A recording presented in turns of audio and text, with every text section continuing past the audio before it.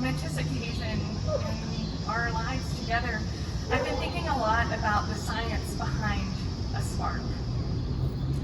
It begins with friction, this resistance between two objects as they meet together. And when you put a spark in the right environment and you fan it with oxygen, it can change the world. A little spark, a little bit of energy, just waiting to do its job.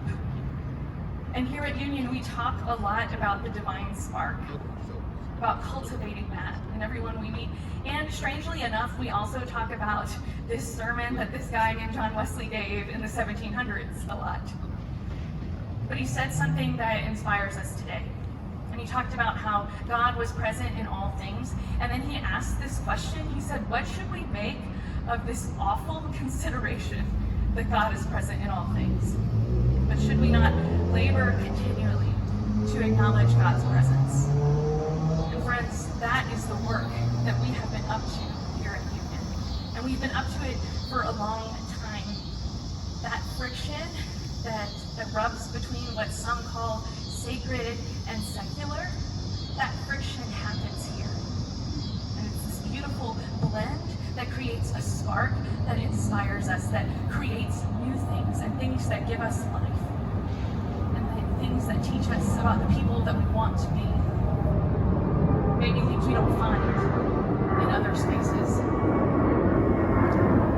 At Union, this is a place where people can call home. Maybe when there was no other place they were told they could call. And friends, we want this work to continue.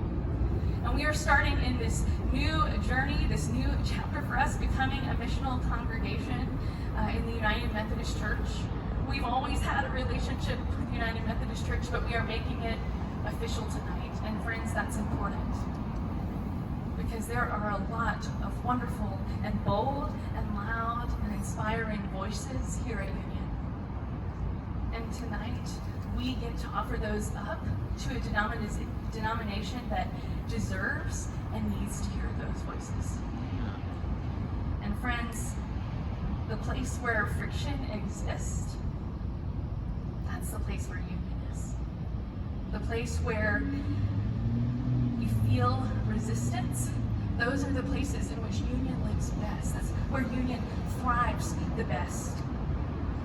We lead the resistance by having one of our own, Kelly Carpenter, represent us going to General Conference on behalf of North Texas. We lead the resistance by having 9 candidates for ordained ministry who seek to take what they have learned here and share it with the world around them. We lead the resistance by having 7 or so Union people that showed up to annual conference one year and said, hey, what if we tried to get some lay delegates going to General Conference that we knew shared our voices, and overwhelmingly, I think, changed the outcome of what happened that day. We lead the resistance by being a laboratory for the church, where we try all of the things and we are not afraid to fail, and we tell everybody about what we've learned. Friends, we be a people of the resistance by choosing to create space where that friction can happen, where we can encounter new ideas and new things and new people and cultivate the divine spark in our neighbors for the good of Dallas and the world it inspires.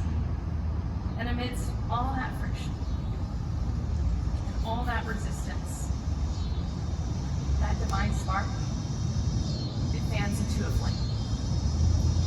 So friends, as we write our next chapter together, may all our sparks fan into flames, and may they overwhelmingly change the world for good.